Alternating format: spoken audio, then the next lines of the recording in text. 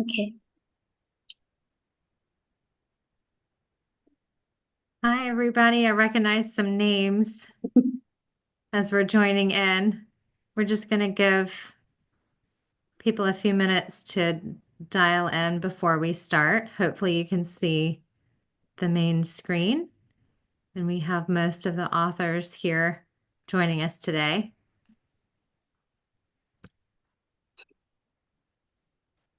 Okay. So I can start with the welcoming, you know what?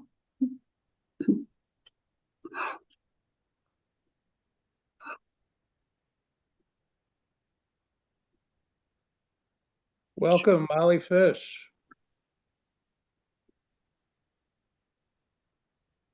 How could I miss it? Thank you. Molly's an old friend from Sharing Plow days. Okay, so I'll go ahead and start first. All right. So hello and welcome everyone to the virtual book launch of Cobert's Manual of Drug Safety and Pharmacovigilance, the 4th edition, brought to you by World Scientific Publishing. So today we are fortunate to have our authors with us, Dr. Cobert Button, who is the founding father of this textbook, Miss Catherine Baldridge, and also Dr. Jane Thomas Looper. It's a privilege to have them here with us, and we are excited for their invaluable insights during this event. So we have a very exciting program lined up for everyone here today. To begin, we'll start to hear from our authors speak about the manual, and then followed by a panel discussion, and we'll conclude with a Q&A session. So before we start, all right, here are some housekeeping rules for everyone. Yeah, so please be informed that to keep your microphones muted during the event. And if you have any questions, please feel free to drop it in our chat box for our Q&A session later. All right. And also please take note that this event is recorded and will be posted online. Okay, so are we excited to get started? I would like to first call upon Miss Catherine to kickstart with author's introductory. Okay. Thank you so much, Valentina. I appreciate it. Welcome, everybody. Thank you for taking the time to join us today to discuss the 4th edition of this Manual of Drug Safety and Pharmacovigilance. We're pleased to be able to provide an opportunity to allow you to ask us questions in this environment, so please do post them in the chat. We're also thankful for the World Scientific team for helping us organize this event and support our efforts in bringing this new addition to the market. My name is Catherine Baldridge, and I have been in the industry for over 20 years, but in healthcare my whole life. I've had the opportunity to work in drug and device development starting at the clinical trial site level, and now I'm mainly focused on setting up safety and pharmacovigilance systems at a variety of companies from the ground up.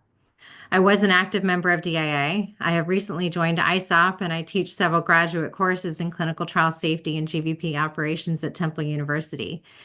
My adjunct faculty experience was actually what led me to helping bring the 4th edition to fruition. So I want to take a minute to thank the Temple University team for allowing me the opportunity to teach those 2 courses. It really has shaped my opinions on this next edition. Over the course of my career, I've purchased also all of the previous versions of this manual to help serve as a reference and guide when setting up safety. I was fortunate enough to meet Bart several years ago at a conference after the 3rd edition was launched, and he was in turn gracious enough to connect with me, allowing me to keep his email and talk to him through LinkedIn and get to know him while I was teaching Temple. And I realized we were in need of an update to the current manual, and the team agreed to let me into the process and help get this 4th edition realized and into the hands of the next generation of PV professionals. We also weren't alone in this process, and we will take the time to thank our contributing authors as well. It's important to acknowledge when you aren't the expert in a specific field. And while we all have experience within drug safety and pharmacovigilance, there are many aspects to drug safety and pharmacovigilance. And we rely on other experts when you are still educating yourself, and realize the power of seeking guidance and advice from others.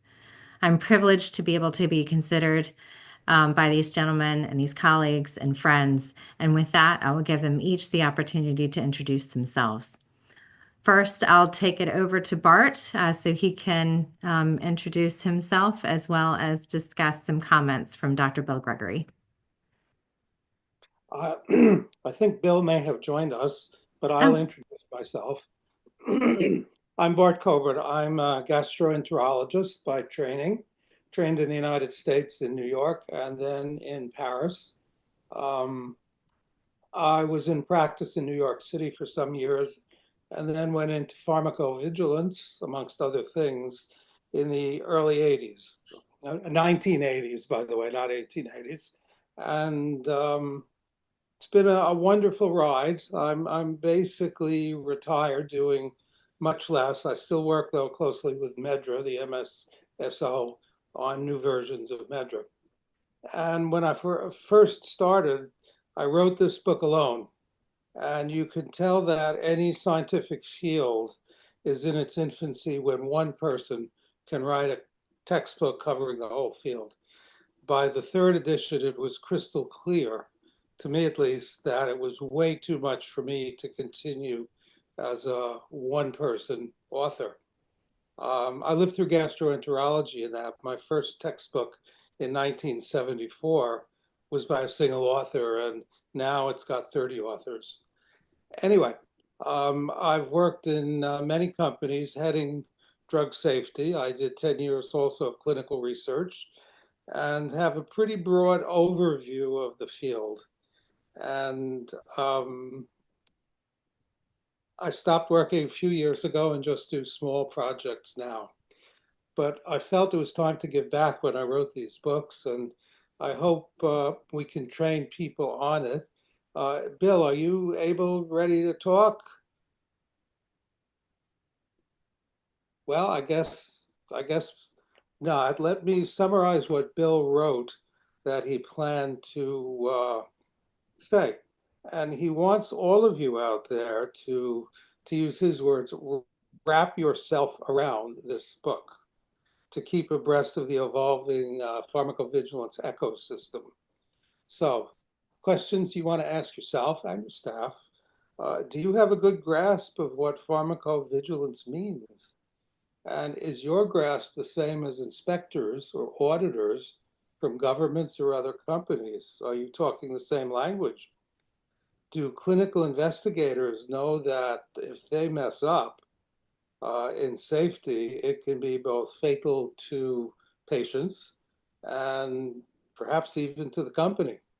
So that's something that really needs to be transmitted to all people in the companies that you may work for who are involved in issues where drug side effects may occur.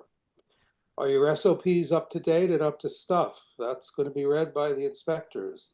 Do you know how to respond to an audit when the FDA, at least in the United States, walks in unannounced, basically saying, hi, we're here, drop everything, and walk us through your system? Is your documentation required by the EMA and other regulators up to date and available? Have you read it? Have you written it? Are new obligations and promises that have been made to governments been implemented? Are your contractual obligations to other companies, hopefully they're written, are being met? Have you audited it? Are your business development people setting up new business with other companies in other countries aware of the safety issues? If they're not, you're going to run into big problems. Mergers and acquisitions. Is this in your ballpark? Do you think this may affect you? And if so, is the drug safety group aware and able to be joined to the new group of drug safety or not? Do you have a mission statement? And does the first thing on the mission statement say your goal, the company's goal, the government's goal is to protect the public health? And that should be number one. If you don't have a mission statement, it'd be good to have one. Remember then that patient safety is our primary business. And that may put you at odds with company management, senior management, marketers, surely marketers. And you have to have a pretty thick skin to do this. So we all have roles to play in this. And why am I telling you this? Well, I'm telling you this because basically all of this stuff is summarized in the manual. And the manual has some 50-odd chapters. And we tried to write them to stand alone, so you don't have to read them in order. It helps to start at the beginning because we have some basics in there in terms of definitions, which you'll sort of need in the rest of the book. But you can turn to one of the later chapters if that's something you need to know right now.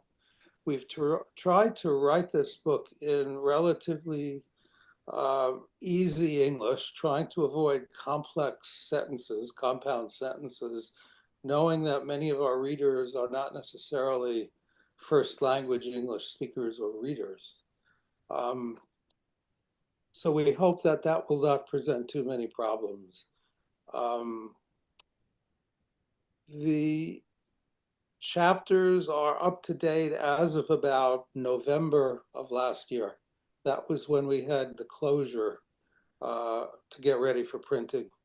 And I'm going to talk a little later about it, but the AI section in the past 6 or 7 months has already markedly changed. And Catherine can also talk to that. It's changing the world, and I'll come back to that. So my bottom line here is read the book, buy the book, read the book, and try to get the message sent around the company or your institution that this is serious business. And people have gone to jail for fraud, for misrepresentation, and there are deaths. And there are ethical and moral issues here that are complicated, and they're getting more and more complicated. So let me stop there and turn it back to Catherine. Thank you so much, Bart. I appreciate it. And you're exactly right. This is a manual, and the purpose of this book is to serve, as you said, as a reference and a guide, help steer those conversations. So if you are in a position of leadership within your organization, and you have the ability to change process, and you have the ability to collaborate with others, the words that we've written and the theory and principles that we use in each of these chapters should help shape those conversations.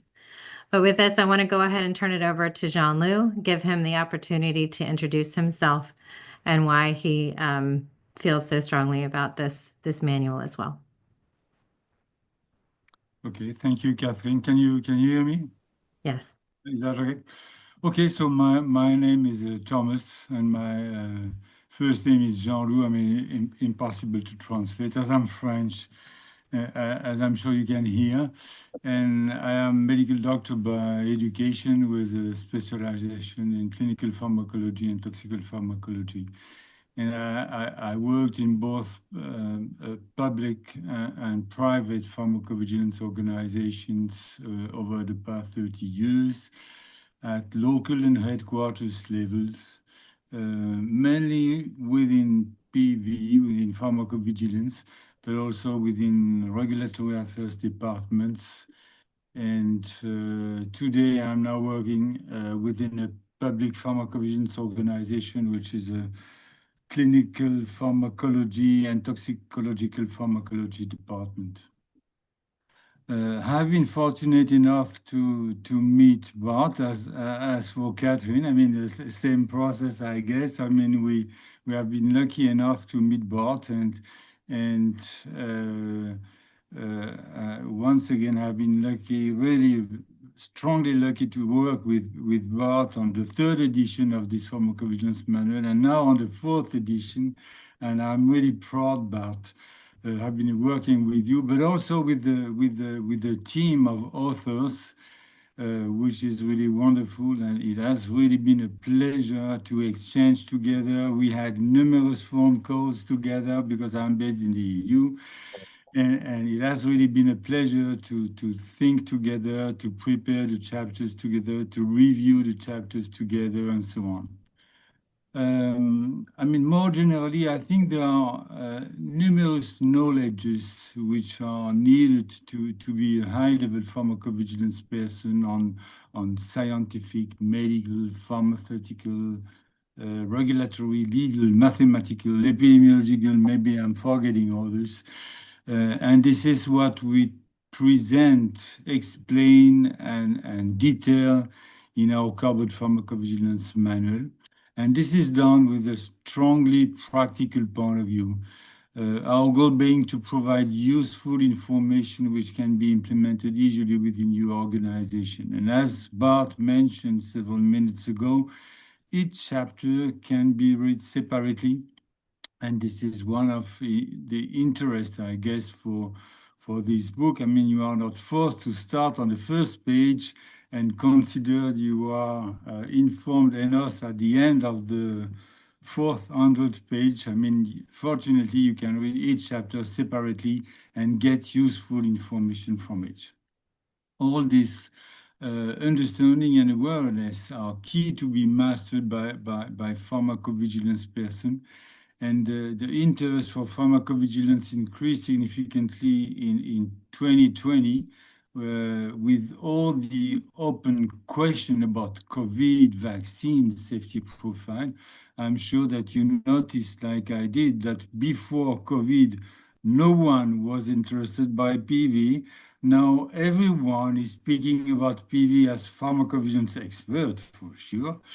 But as of today, we are not really clear about the detailed consequences of everything which has been implemented during the COVID vaccines issue, and most probably artificial intelligence will come in addition, as Bart mentioned several minutes ago. He will explain further. We can have a fear and be afraid of artificial intelligence, and as it will for sure change and may bring revolution for pharmacovigilance daily activities.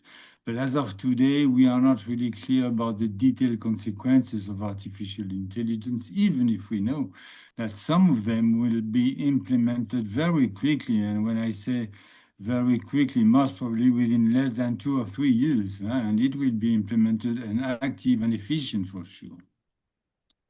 But there are still many open questions about artificial intelligence. But what is already certain is that pharmacovigilance experts will still be needed to endorse and to control pharmacovigilance decision, having in mind public health perspective. Because as we often say, primum non nocere in Latin, primum non nocere, and this is obviously applicable for medicine as well. And to be a good pharmacovigilance expert, you need to have robust knowledges on pharmacovigilance. So I leave you decide, to be honest with you, I leave you decide where and how you can get such robust knowledge and scientific experience about pharmacovigilance, but I may have an idea with this pharmacovigilance manual. Just to conclude briefly, another topic which is of major importance in the pharmacovigilance area is the ethical aspect of our work. So we daily must keep in mind that we are not working to tick boxes, to fill in formulaire or to fill in questionnaire or to record data in databases or to produce endless safety reports. We work to manage the safety topics in order to protect public health. I mean, Bart mentioned this formally, but this is really one of the key outcomes of our daily work. Yeah? Public health perspective and accurate information for healthcare professionals who are prescribing or delivering the drugs and the medicines. And this is obviously the ultimate goal of our pharmacovigilance activities. So Now enjoy. So first buy the book for sure, but also then enjoy reading and using this pharmacovigilance manual as we did writing it. Thank you very much. Thank you so much for your comments, Jean-Lu. And yeah, I would also like to say, when you mentioned ethics, most of us are patients ourselves. Most of us take medications either daily or as prescribed for a certain need that we have. And there's a level of trust there, right? There's a level of trust that we take. And there's also a level of risk that we each take when we use these medications. And I hope that there are individuals like those of us on the phone that are at these companies monitoring the safety and the risk-benefit balance of these products in humans from development all the way to post-marketing. And the theory of pharmacovigilance has changed over the last couple of years, especially, as you mentioned, through COVID. Whereas before, pharmacovigilance used to be, just a post-marketing activity, and it doesn't really start until after the drug gets to market. But I think a lot of us within the industry have started to reshape that conversation and started to change the mindset that drug safety and pharmacovigilance starts in the preclinical space. It starts in phase 1 human clinical trials. It starts from the manufacturing, the processing plants. It starts with the clean laboratories and all the way to the manufacturing plants. And this is a philosophy that once you wrap your head around, it actually makes a lot of sense. And it's the companies that understand how important drug safety and pharmacovigilance is to human health and public safety will do well. With that, I wanted to give Dr. Gregory a chance to see if he is able to unmute and speak to introduce himself.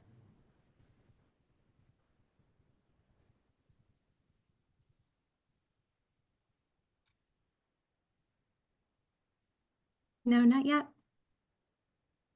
Okay. Well, before I turn it back to Bart, I mentioned in the beginning that there are other chapter contributors. There are other people that we leaned on within the development of this edition, and they are acknowledged in the textbook as well. And again, I'd like to stress, and it's repeated throughout, we don't know what we don't know. And this is an ever-evolving field. So we have leaned on a few other authors and contributors, such as Dr. Lisa Beth Furstenberg, who has worked in the pharmaceutical industry for over 40 years.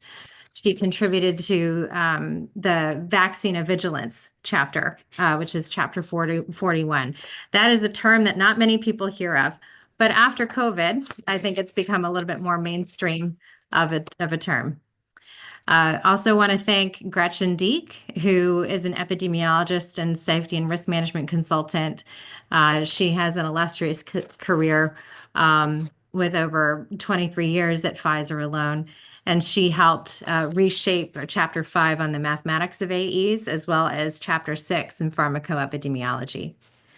We also have Dr. Gouard, who is a pharmacovigilance specialist and out of France, and was a contributing author to Chapter 16, Vulnerable Populations, which is something to consider during a drug development program. Pregnancy and lactation, as well as acute and chronic AEs and drug-drug interactions. Then we had Dr. Isabelle Bruyère, who is a therapeutic head and department manager and patient safety and pharmacovigilance at Sanofi.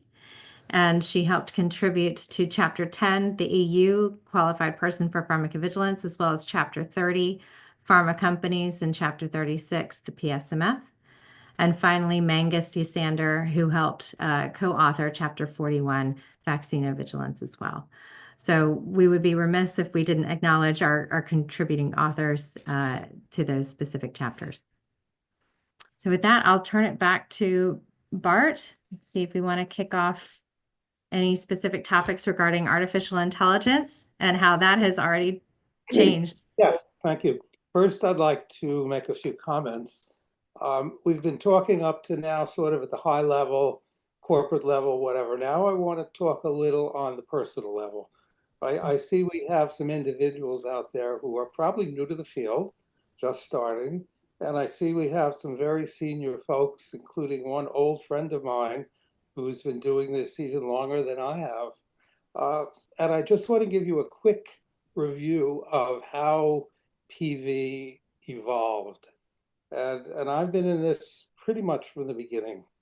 I was part of 𝐈CH, particularly in the beginning.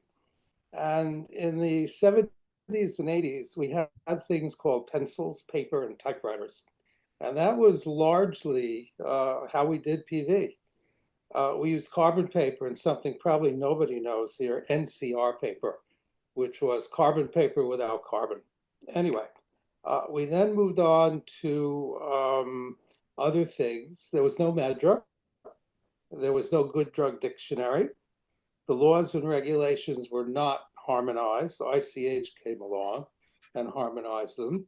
In the early 90s, the EMEA, now called the EMA, was created, and that changed the ballgame entirely because before that, there were basically 3 or 4 countries that really did all the pharmacovigilance in the world.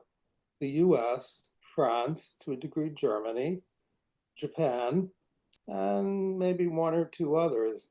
And now there are well over 150 doing pharmacovigilance to some degree or another. And the 𝐈CH brought them into that. And this is a good thing. Another group that has been active since the beginning is the Uppsala Monitoring Center in Sweden, which is sort of a part of the WHO. And they have always been involved, and they've developed a good drug dictionary and terminology. Next, we realize that, as Catherine alluded to, it's not just filling in the boxes on a MedWatch form or on some other piece of paper or on a computer, but it's actually reading the things and figuring out what signals matter and when labels need to be changed and when there is a clear and present danger. And that sort of changed the way pharmacovigilance worked. I remember my very first set of audits by the government in the 70s and 80s when they said, you only filled in the sex on the report form 96.3% of the time of the patient. Well, yeah, sometimes we didn't have that information. It's quite different now. Now it's signals and Bayesian analysis and proportional reporting rates and all of that to actually make sense of this data. Then we had harmonization through 𝐈CH, and I've been saying this for a long time. We haven't harmonized too well, and we can't even harmonize on the way the word harmonization is spelled. In the United States, it's spelled with a Z, which the British call a Z, and in the rest of the world, it's spelled with an S. So we haven't even harmonized the word. And that's sort of a metaphor for where we are, because there's now sort of a deharmonization where some countries are not really following the rules that others are, for better or worse. Things got very complicated. PSURs, PBERs, and more data is collected by more and more people in more and more forms in multiple languages. Then, and this may be the start of the big problems, social media came about. And we're now dealing with people who are injecting themselves into the process and spreading fake news, disinformation, bad information. And we haven't solved that. And I'm not sure we're ever going to solve that. So that's where we are. And we were sort of hoping with this edition that maybe the rate of change will slow down, but it won't. And why? Because of AI. And PV is now changing daily.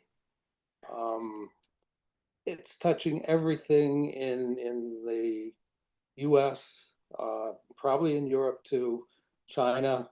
The big players in AI right now are the United States and China. Europe is playing catch up, and it's not clear whether they will be able to do that. Of the top 20 tech companies, I think only 3 are European.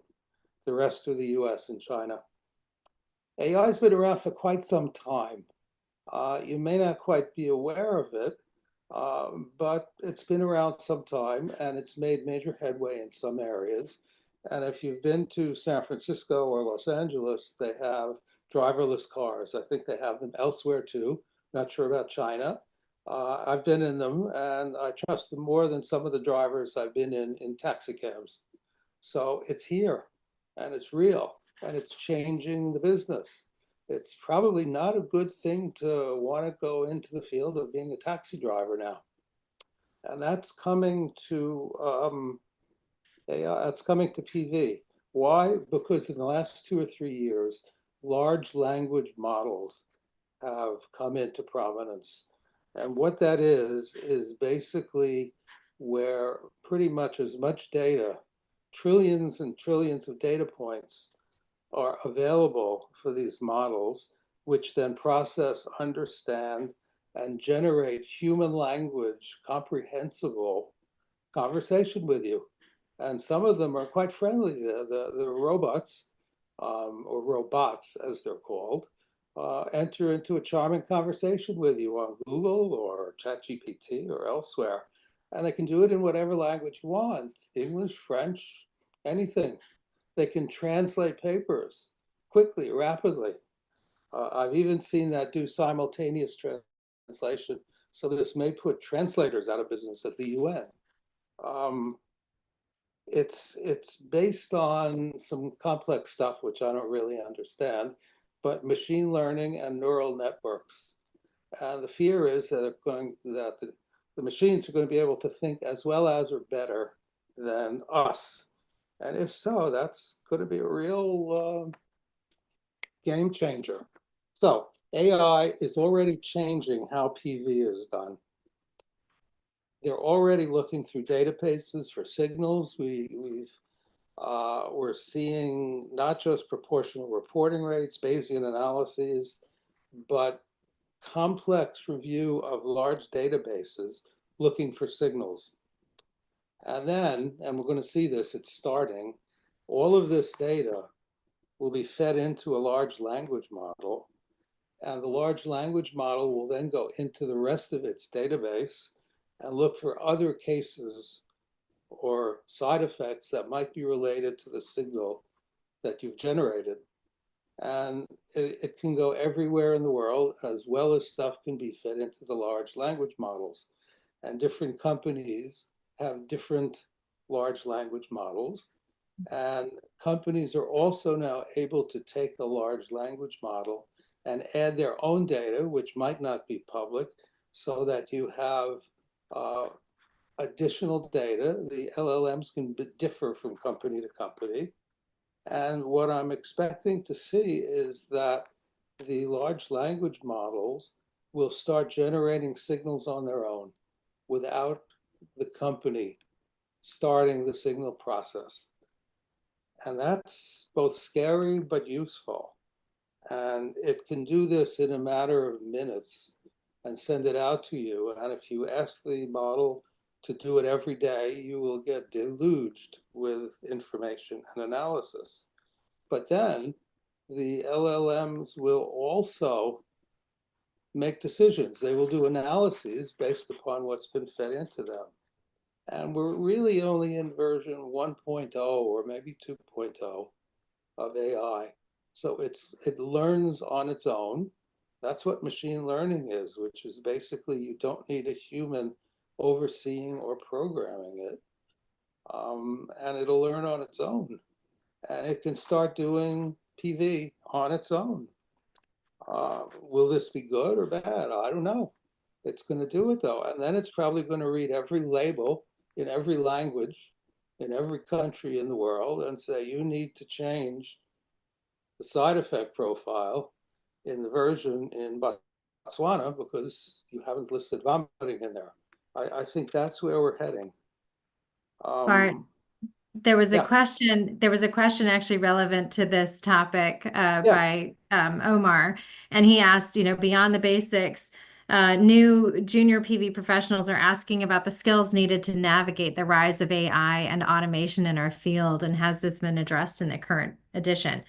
I know you authored a chapter 19, And it is, I've got it here. It's 2.5 pages. And I think that speaks to how new it is for a lot of emerging companies. One comment before I'll let you respond, Bart, that I have is, AI is only as good as the information that we give it. And if we're not developing our tools in order to collect the information correctly and in a streamlined way, we're not going to be able to get good information out. So, that's data management 101, good information in, good information out.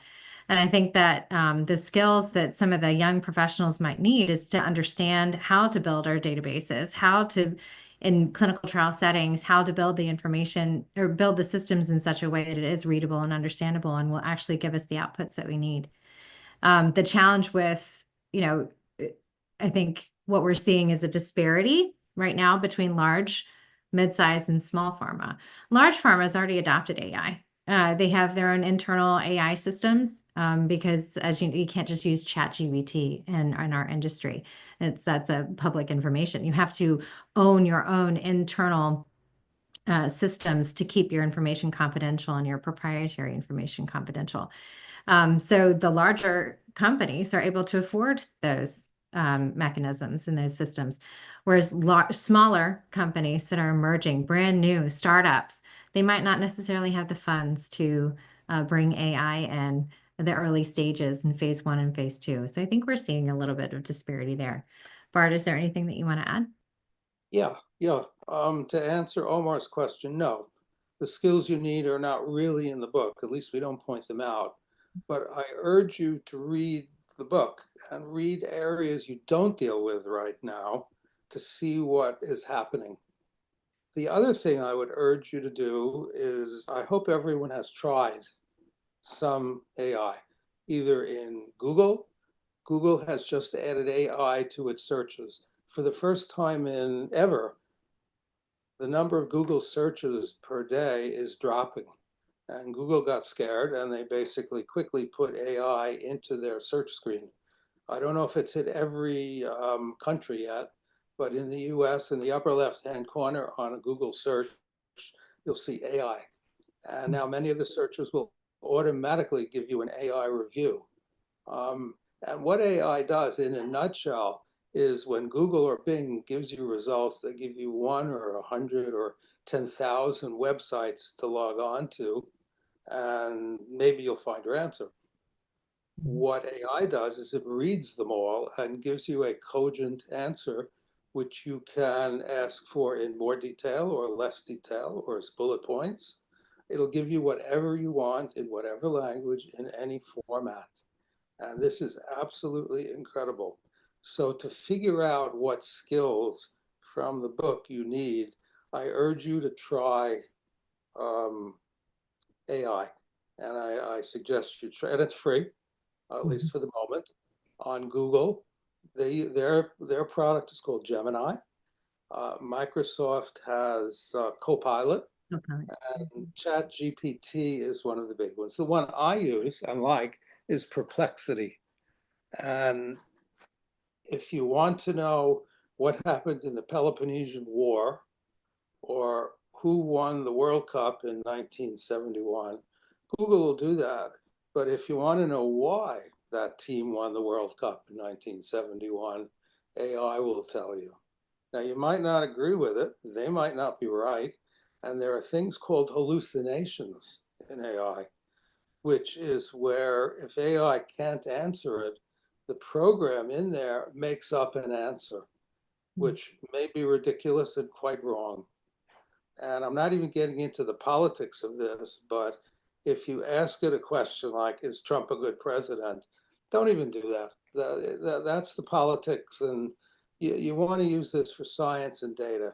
I can easily imagine as the data grows that AI will start doing meta-analyses, pull together all the diabetic drugs now on the market for weight loss, the GLP-1s, and give me a review of the side effects, a global review, and use only studies that had controls, and it'll pump that out.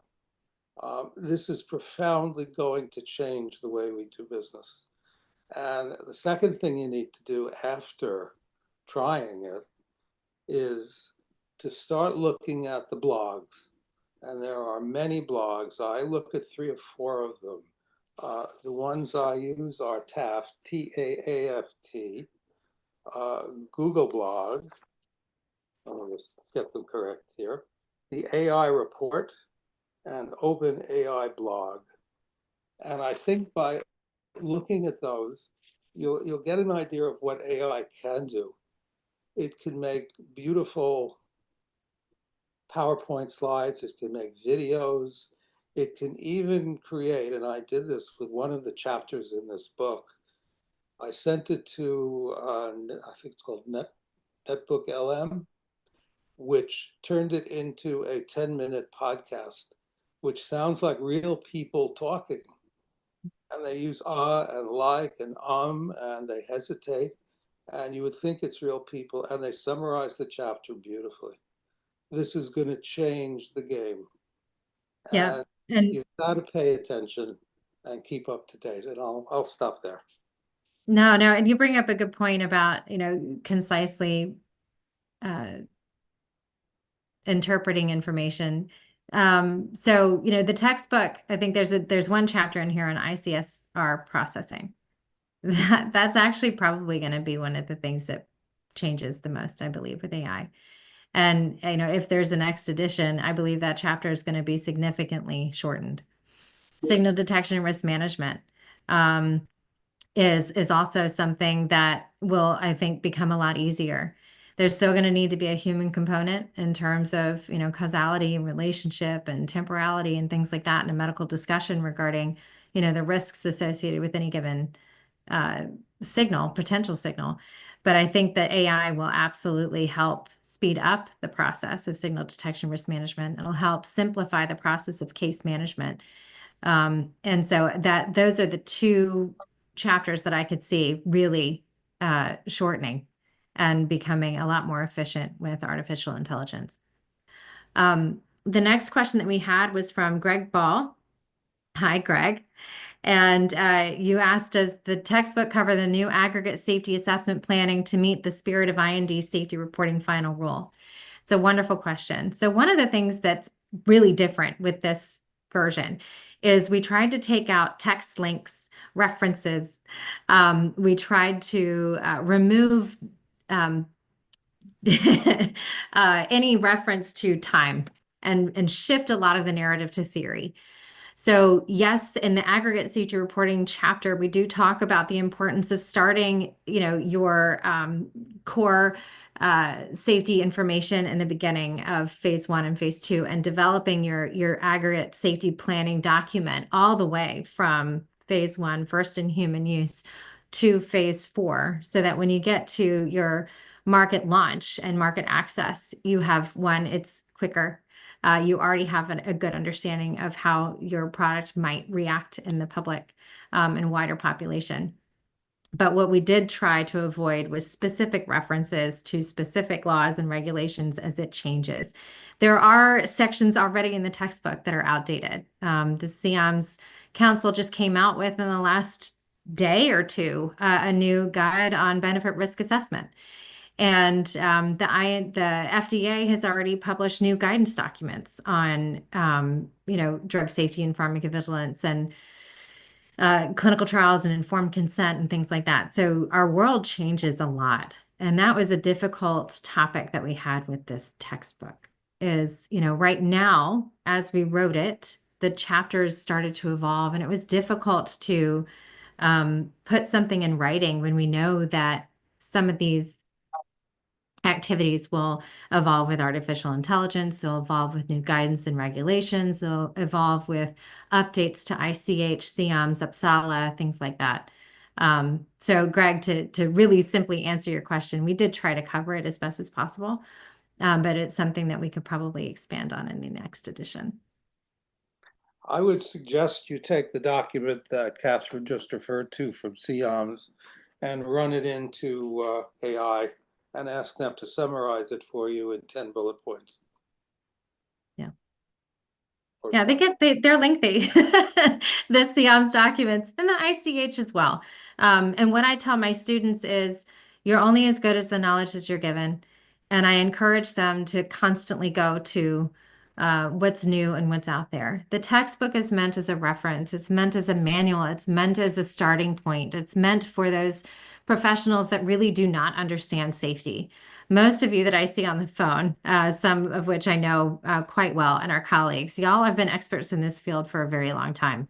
You don't need this manual, but it is a good reference point, and it's good. It's a good teaching tool to help the new generation of PV professionals start out with a basic understanding of the theory, the principle of drug safety and pharmacovigilance. And that is what we want to help shape. And I know that ISOP is helping shape that as well with their new certificate course. There are a lot of other courses out there that use this textbook within their graduate level programs. And hopefully we'll see a shift to undergraduate level programs use as well. But I think the theory, the principle, the ideas around drug safety and pharmacovigilance are really captured very well in this textbook, and should be used as a grounding and a starting point, and encourage, anybody else to really go to the regulations, go to the guidance documents, use AI to summarize some of the new guidance that's going out there. To the senior people in the audience, it's your job now to pay attention to this and make sure your management is aware that you're going to need change and money in the future. And the future, I think Jean-Loup said 2 to 3 years, maybe, but my guess is 1 to 2 years. And at least for the beginning, there are already at least 6 or 8 startups working on PV and AI that I'm aware of. There are probably many more who haven't hit the internet. Maybe in China, I don't know what's going on in China, but China is playing a very strong game here. They recently released in the world, but in the US, a DeepSeek LLM, which cost a fraction of what the cost to develop for the American ones were. And the game is changing. So far, from what I can tell in these companies, the AI being used in PV is being used to automate case processing even more so than now. So there'll be very little manual workload. Speed and accuracy will be better. The days when you need 2 people to enter each adverse event are gone. Signal detection. AI models can predict potential side effects and identify signals.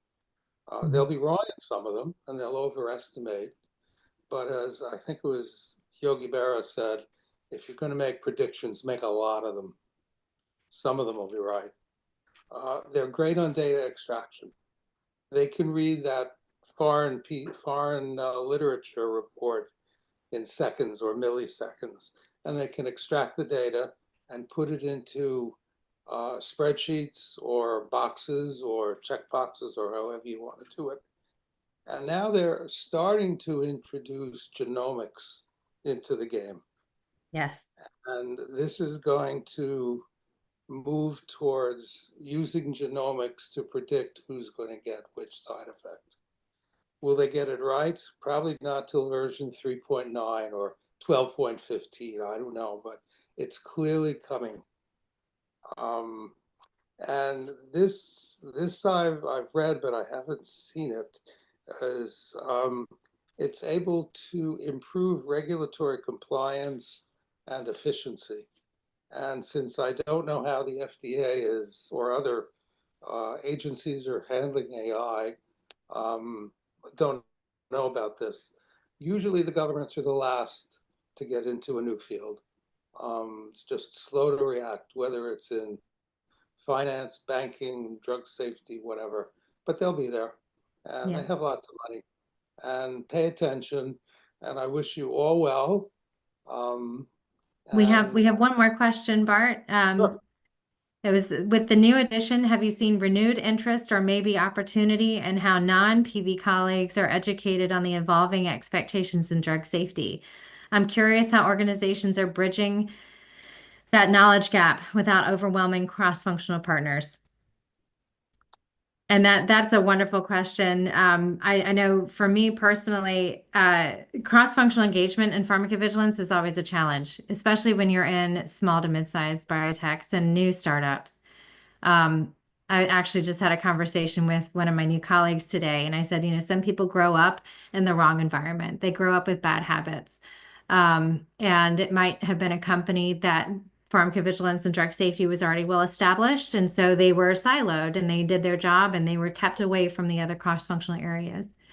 And then some individuals are at companies that their chief medical officer or their chief scientific officer really understands and embodies the importance of drug safety and pharmacovigilance. So I still am not seeing across the industry harmonization and cross-functional engagement and understanding.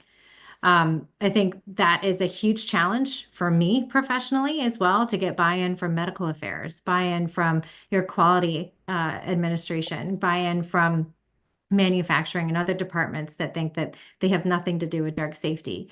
And actually, I'm still surprised that in 2025, I come across individuals that say, oh, but all you do is serious adverse events and case processing. And that is something that I've actually experienced within the last 30 days, is that type of comment.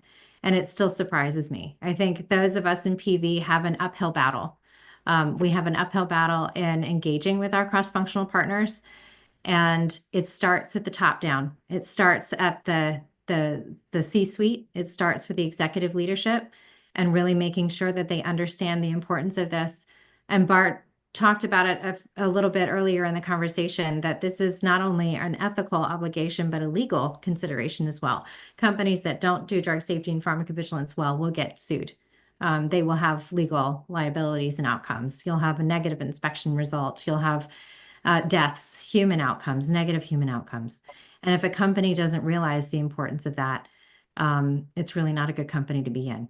So I urge anybody that's, maybe new to pharmacovigilance, if you don't get the sense from your leadership that they value this process and that they take it seriously, I would find another company.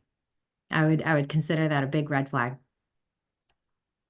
I would note that you need to be very thick-skinned to do drug safety. Yeah. You are a cost center. You bring no profit into the company. Yeah. The people who are bringing profit into the company, I won't say they despise you, but they look down on you, and they don't get what we do. Now, some do, sure. In the smaller companies, maybe. But in general, in the history of PV, it has taken major disasters to get senior management to buy in and understand it. Thalidomide, the sulfur contaminated with engine fluid.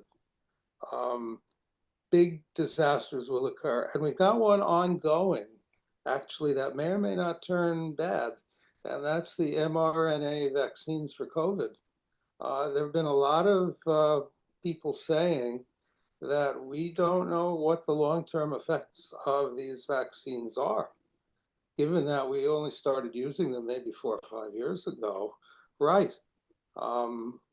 And there's a push now, at least I've seen it in the United States, to get drugs approved and vaccines approved based on efficacy alone, particularly in cancer or in in very serious disease. And we'll do the safety after marketing. Well, Yep. That's bad, but there's a push for that. Pay attention to the politics in this, and don't argue about it. Just pay attention and read the blogs, and people are going to come up with fascinating uses. The other thing I hesitated to mention, there are a lot of evil people out there and bad actors, and they're going to take this and do bad things. And you see that with nuclear weapons, you see it with counterfeit drugs. there are people out there who don't have our or humanity's best interests at heart. I think counterfeit drugs, Bart, is one that scares us the most. Sorry to push this along. We have a couple more questions that are coming in, which I love. The next question is, as a compliance manager, I would like to inquire whether the book includes a dedicated section addressing PV compliance, audits, inspections. Additionally, considering the accelerating integration of AI and organizational process, it is increasingly evident that organizations not adopting AI risk falling behind, which is true. With that in mind, is there a foreseeable future where AI systems can independently conduct audits and inspections on behalf of human auditors while still meeting regulatory and ethical standards? Oh, 𝐿𝐿, that's a hard one. Yeah, we do. There is a chapter in the book that covers audits, inspection, and compliance. This is a general manual. It is not dedicated to PV compliance. But I think you bring up a good point. I don't know that AI will fully replace an audit or an inspection. There is a human component to that, but the regulatory standards need to catch up. So I think until the regulators catch up with AI and really think about how they can harmonize their process and streamline those types of things, I don't think we're at risk in the immediate future of AI taking over audits and inspections. I think it's going to come sooner than we think. There are already paper audits, I think they used to call them, and then electronic audits. And somebody out there is writing, and you don't have to code now to create AI. You can do it yourself by writing in normal English or French or whatever an audit. And you can write a 2-page request into AI to do an audit. Pick a drug and try it. I would advise you not to do it on corporate computers, but do it elsewhere. And yes, if you can think of it and I can think of it, the bad guys can think of it and the regulators can think of it. There is nothing out of bounds on this. Yeah, if I may just comment on this. A bit negative. Sorry, Jean-Luc. Oh, sorry about just to comment on it. I remember some decades ago for very small companies, one of the questions was to know whether they must have a safety database or an Excel sheet. Yes, no, etc. And most often, I mean, the conclusion about the decision was about the money, because what was the budget they have available to manage such a tool? With AI, I think it is completely different. There is no question anymore about the budget. And this is one of the key aspects which for sure will increase very quickly the implementation of many tools linked to AI. This is for sure.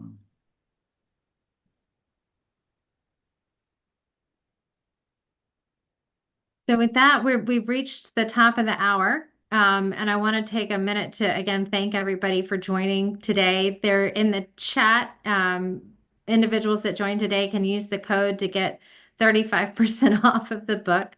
And again, I want to make sure that, the readers and all of our colleagues understand that this is meant to be the go-to manual for you, the people that you mentor, the people that you train, the people that are coming in. And that's not to say that this is the only resource. There are tons of other resources available out there by also colleagues of several of us on this phone that touch more deeply on signal detection and risk assessment, or touch more deeply on PV compliance and audits and inspections. So this by no means is the catch-all, but it is, in our opinion, one of the better manuals to focus on the philosophy and theory of drug safety and pharmacovigilance. So really thank you to my colleagues. Thank you to the authors for bringing this 4th edition together. And if you have any other questions, we'd love to see them.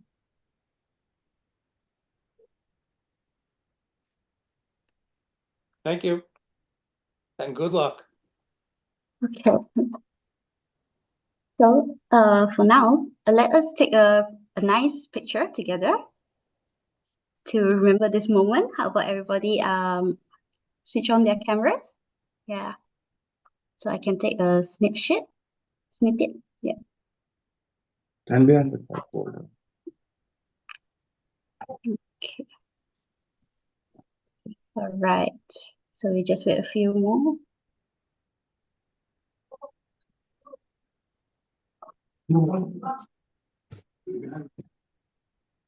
Okay. Oh, it's so good to see So- everybody's faces. So everybody ready? All right. So 1, 2, 3, and smile. All right. Wonderful. Thank Okay. you. Okay, Thank so you. again, I would like to thank everybody and our authors. Thank you so much, Dr. Barton, Miss Catherine, Dr. Jean. Thank you so much for everyone who's joining here today. And I'm wishing everybody a wonderful day and take care, everyone. Thank Bye. you. Thank you. Goodbye. Bye.